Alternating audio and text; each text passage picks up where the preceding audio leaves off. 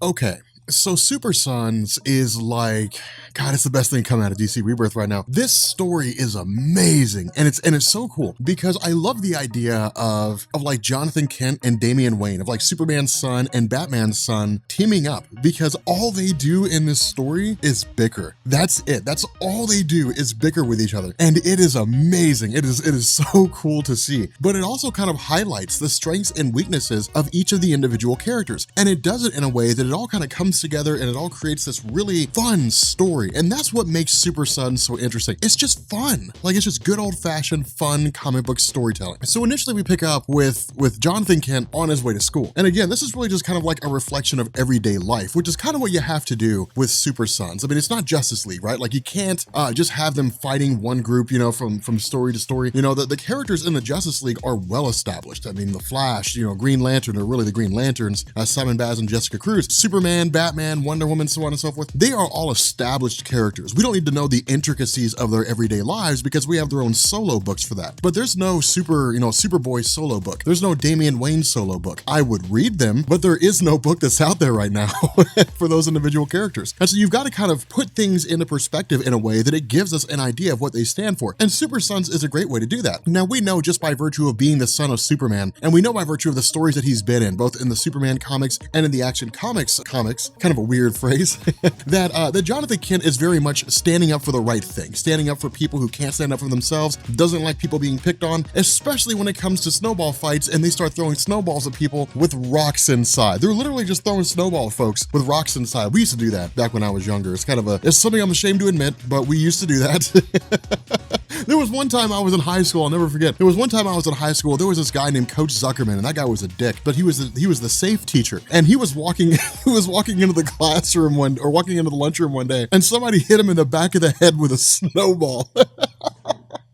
This guy turned around. He was so pissed. He was so mad. It was absolutely amazing. But anyway, so with regards to this story, to Super Sons, the cool thing about this is that we also get the ingenuity of Damian Wayne. And what we end up finding out is that Damian Wayne has not only been masquerading as the bus driver of the other kids that ride to school with Jonathan Kent, but he's also been masquerading as a substitute teacher. And that's kind of the crazy thing, right? Like, it's kind of a crazy scenario. And so the funny thing about this is that we also end up finding out that they're basically sneaking out, that they're not supposed to be, that they're supposed to be going to bed, they're supposed to be calling it a day, but it's really Jonathan Kent who's kind of corrupted by the influence of Damian Wayne, in the sense that Jonathan's gonna go to bed, he's gonna call it a day. He's very wholesome, very grounded, a kid that doesn't really break the rules. But Damian Wayne popping up is basically saying, hey, look, there is an investigation that's going on that I'm doing, there's been some break-ins, you know, I wanna go check it out, you should come with me. Now, in truth, in terms of why it is that Damian Wayne brought Jonathan Kent, we don't know. And in fact, we don't find out. But I would surmise, as smart as Damian Wayne is, he is toying with the idea of potentially enrolling Jonathan Kent into the Teen Titans, which, by the way, if Jonathan Kent joined the Teen Titans, it would be amazing. It'd make that book just so much more interesting. I mean, it's already amazing. It'd make it even better. But we'll actually talk a little bit more about that as we get to this story, because that's kind of what ends up happening. But the two of them basically sneak out, and it's kind of funny because Jonathan doesn't want to. Like, he doesn't want to sneak out of his house, but of course, Damian gets him to do it, and they end up traveling over to Lex Corp. Now, this is one of the cool things about the story. This is one of the things that I love so much, is Tomasi treats the superhero community as a family in a lot of ways, right? I mean, the Justice League are very much a family, and like, well, the Suicide Squad is as close to a family as you can get when you have a bomb planted in your head and Amanda Waller's threatening to blow it up and kill you if you don't do what she tells you to. So I guess they're kind of a family to a degree. But in terms of how Tomasi puts everything together, all the superheroes are more or less a family, and that's what we would expect, right? I mean, we would expect it to play out that way. They have their own issues, they have their own groups. You've got Batman's,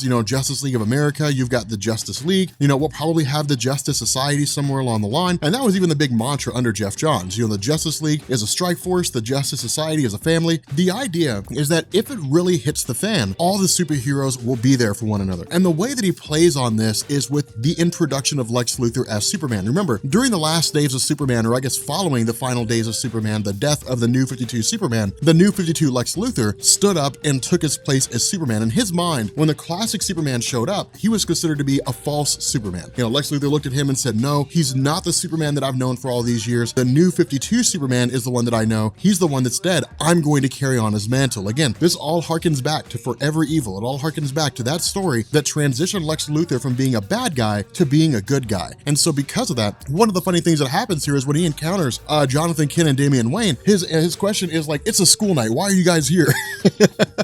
Now, of course, the funny thing is, keep in mind, Lex does not know the truth about Damian or Jonathan. You know, as far as he's aware, they're just a couple of kids here. Now, I haven't read that far into like Forever Evil, and I haven't paid that much attention to Lex Luthor, but I would have to believe that somewhere along the line, he became aware of Damian Wayne and who Damian Wayne is. So at the very least, he probably knows, you know, who the character of Damian is, but he may not know that Damian is Robin. I mean, again, Tomasi kind of plays it fast and loose, and it's fine. I mean, it works for what it is. It doesn't create massive continuity errors or anything like that. You know, it just kind of asks a couple questions here and there with regards to the story. And for me, that's one of the things that kind of keeps the narrative going, is the idea of asking questions, poking around a bit, kind of saying, hey, look, is this where this fits in? Or is that where this fits in? Or something along those lines. You know, it's just one of those cool scenarios when it comes to storytelling. But suffice it to say, what ends up happening here is Damian Wayne basically uses Superboy as a distraction. And again, this is really, really cool because you know, Jonathan Kent can't fly yet. And so he basically kind of knocks Jonathan Kent off the building. Lex Luthor has to rescue him. And in the interim, Damian Wayne goes into Lex Corp and starts poking around. Now, again, this is the cool thing about Damian, because Damian is in a lot of ways just as capable as Batman. And that's really the crux of this story. That's the crux of his narrative throughout DC Rebirth. If you're reading, you know, Detective Comics, if you're reading Batman, if you're reading Nightwing, you know, if you're reading Super Sons, the idea is that Damian Wayne is trying to prove that he should be the successor to the Batman mantle once Bruce Wayne retires. That's his whole stance. And that's something that DC is kind of teasing with. That's something that Tom King, you know, that Tinian, that's something that DC as a whole is teasing with and kind of toying with following the events of The Button, right? Remember, I mean, if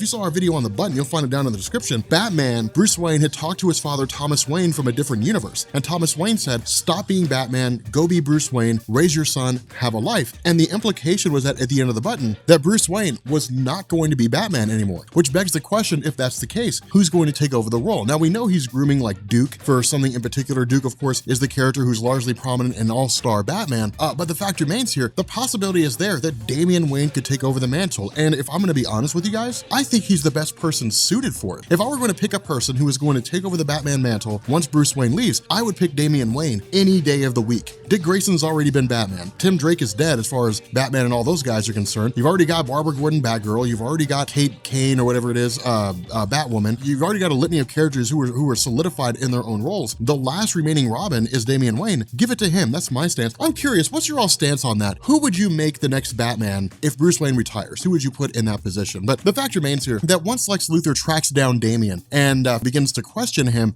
Damian Wayne just really kind of toys with the idea that he's got bombs planted all throughout the private laboratory of Lex Luthor in his own Lex Corp building. Now, of course, using this as a distraction, Damian and Superboy effectively just bail out. And so we actually won't see Lex Luthor for a little while. Instead, what we find out is that the real goal of Damian Wayne here was to basically download the complete security log of Lex Corp, basically going through and looking at all the video footage. Now, again, this is one of the reasons why Damian is so smart. And it's one of the reasons why he is so capable, because Lex Luthor, one of the smartest men in the world, did not realize that Damian Wayne had hacked into his system. He didn't realize that. All he knew was that Damian Wayne, just some kid, had gone through and planted a whole bunch of bombs. Now, again, this is also Damian Wayne using the fact that Lex Luthor doesn't know who he is. If Lex Luthor had known who Damian Wayne was, there was probably a really good chance he would have approached the situation differently. I mean, the son of Batman, Batman's one of the smartest men, if not the smartest man in the DC universe. It would have made sense that he would have treated Damian Wayne with the same kind of respect with regards to his intellect. But regardless of how this event played out, the fact remains here that Damian Wayne, going through the footage of the security logs, basically ends up realizing that there is a kid who broke into the laboratory of Lex Luthor and basically stole something called the Amazo armor. Now, we'll get to that here in a second, because Amazo is a really cool concept in DC. It's one of the coolest things they've done for quite some time, especially during Jeff Johns' run of Justice League. But the fact remains here that going through and looking at the video footage, between Damian Wayne's intellect, his resources, and Superboy's abilities, what they end up finding out is that this kid is somebody by the name of Reggie. So, of course, jumping on the Robin motorcycle, because, you know, it's Damian, why wouldn't he have a Robin motorcycle? They trace a location of Reggie back to a warehouse, only to find that the warehouse is basically just filled with the dead bodies of what looks like Reggie's family. So this story kind of borderlines on the idea of things being somewhat dark and dangerous, while also maintaining kind of the fun, vibrant edge that makes Super Sons so cool. Now, that's one of the interesting things about this, where Jonathan basically says, look, I can't deal with this. These are dead bodies. These are beyond me. You know, I gotta go. We need to call Batman, Superman, let the adults handle this. And Damian Wayne says, no, we have to stay behind and investigate. And the two effectively part ways. Jonathan comes across a little girl in the woods, but both Jonathan and Damian are basically attacked by their opposite fathers, you know, or at least set upon by their opposite fathers, Superman and Batman. Now, of course, what we find out here is that these are essentially androids. These are not actually Batman and Superman. The fact remains here that we end up having, you know, of course, Damian and Superboy, you know, taking on their fathers respectively and that kind of a thing. But both of these androids are essentially deactivated by this young girl. And this is when we start to get the backstory of everything that's essentially going on here. And this is when we start to get into the idea of the Amazo virus. Now, within the realm of DC Comics, the Amazo concept comes in two forms. There's the Amazo android, and then there's the Amazo virus. The Amazo android was pretty straightforward. It was basically developed by a guy named Professor Ivo, and the Amazo android had the ability to duplicate the powers of the Justice League. It simply just like had all their powers. So as is explained here in Super Sons, is exactly how it was for the most part. Amazo was a one-man Justice League. The Flash's speed, Superman's strength, you know, so on and so forth with regards to the different powers that existed with regards to the Justice League. Now, the Amazo virus was something that was actually designed by Lex Luthor for the purpose of neutralizing the powers of metahumans who were deemed to be too dangerous. The problem was that according to virtually every form of every governing body in existence for the most part, it was deemed to be too extreme. It was deemed to be cruel and unusual punishment. And so in response, it was more or less shelved. I mean, it was used a couple times, but nothing ever really came of it until a guy by the name of Nathaniel Tyron, I think it is. I'm not going to swear to his last name, but he had basically been tasked with killing Lex Luthor, screwed it up, and then accidentally released the Amazo virus. And so what the Amazo virus did is it basically began bonding itself to hosts and giving people powers. You know, if I kind of had to make like a comparison, we could go with like the Amazo virus kind of being like the equivalent of the Terrigen Mist, so to speak. The difference is that you don't have to have a pre-existing gene in order to be given powers because of the Amazo virus. The Amazo virus just gives you abilities. Now, what these abilities were just depended on people. I mean, different people just manifested different abilities arbitrarily. There was no guessing what a person's powers were going to be. You couldn't look at a person's age and weight and height and so on and so forth and say, well, that person's probably going to have telepathy. It's just whatever power they happen to get. Now, for the most part, after a while, the power simply just began to dissipate. People began to lose them, but there were some individuals who kept them. And the family of Reggie is one of the families that kept those powers. The issue with this is that for the most part, their powers were largely self-contained. They were largely isolated to themselves, meaning that they had like super strength or they could fly or something like that. In the case of Reggie, he could duplicate himself. And whenever he duplicated himself, each duplicate had the same ability as all the other versions. So they were all equals. It wasn't like when he duplicated himself, his power began to decrease with each duplicate. So it's not like, you know, he had two versions of himself and each one had 50% of the total power. It was, you know, he duplicated himself and each one of them have 100% of his total power. The problem with this was that Reggie began to go awry and began to effectively lose his mind. And so what he did is he actually started creating these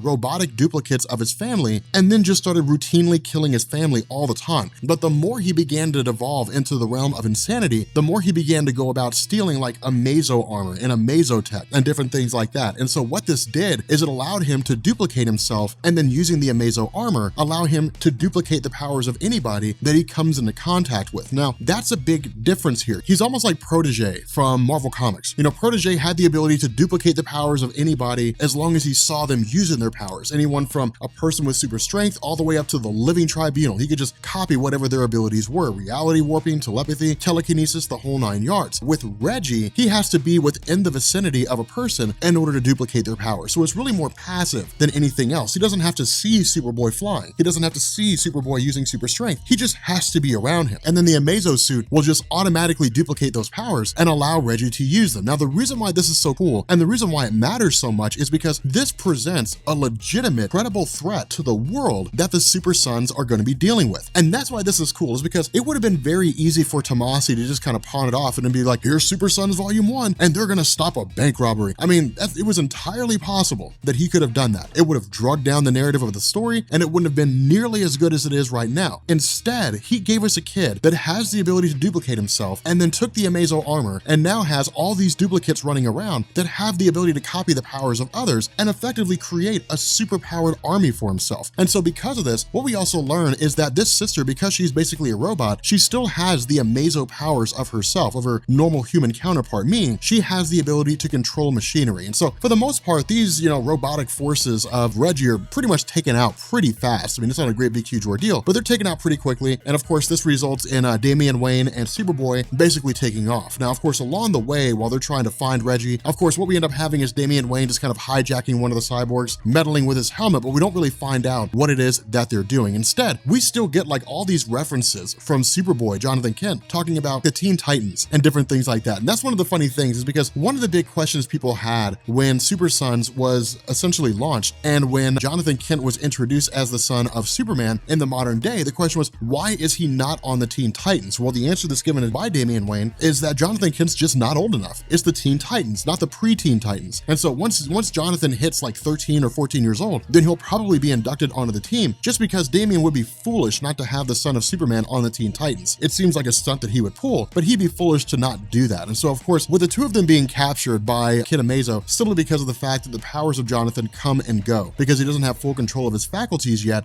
this inevitably leads to basically Kid Amazo just kind of dumping the whole plan and talking about everything that he's doing and his goal to basically take over the world. But that's why this is so cool, is because with an army of robots that can duplicate the powers of everybody that they come across, he could conceivably do that. He could literally take out the Justice League and take out the Green Lanterns if they arrived on Earth, and could actually conquer the world. This is why Tomasi's out, the way that he basically ends this story, is done so well. The reason this happens is because of the fact that the robots can only copy organic powers, legitimate powers, meaning powers that are inherently natural to a person or powers that are bestowed on a person. With Lex Luthor, it's not that way. Lex Luthor, Superman's suit, is not designed using, Superman's genes. It's not designed using, Kryptonian DNA. It's basically just a technological suit. It's machinery. And that's why it works, is because what we end up having is Lex Luthor arriving onto the scene after Damian Wayne had used that helmet to send Lex a message and saying, here is the kid who's been breaking into Lex Corp, come and get him and defeat this guy. This kid is not able to duplicate the powers of Lex Luthor because Lex Luthor has no powers. He's simply just using a mechanized suit. If he had brought in,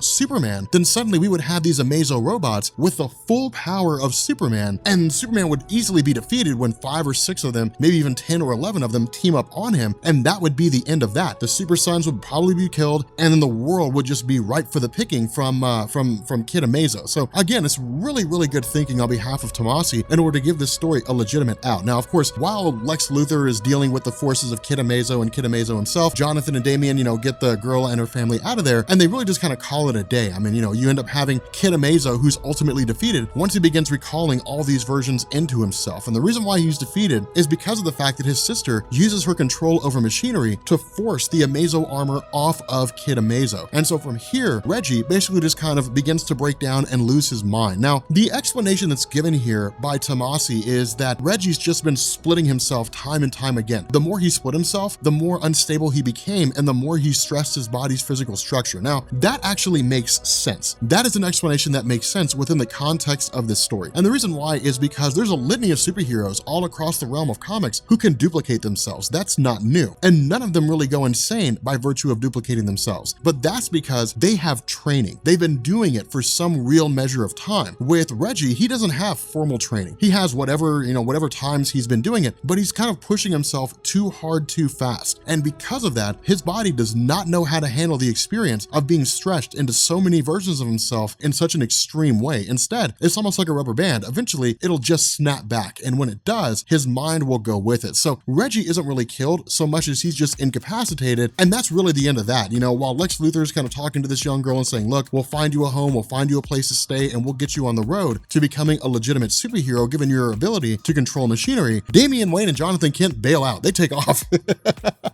They go home. And it's really kind of funny because once they get back to Jonathan Kent's house, they have to deal with the most formidable enemy, which is a very angry mom. So with that being said, guys, we are going to bring this video to an end. In the next video, we will pick up with the aftermath of Super Sons Volume 1. There we go. We will pick up with the aftermath of this story. But if you guys are new here to Comics Explained, make sure you guys hit the sub button to become part of the Rob Corps. If you guys enjoyed this video, make sure you drop a like, and I will catch you all later.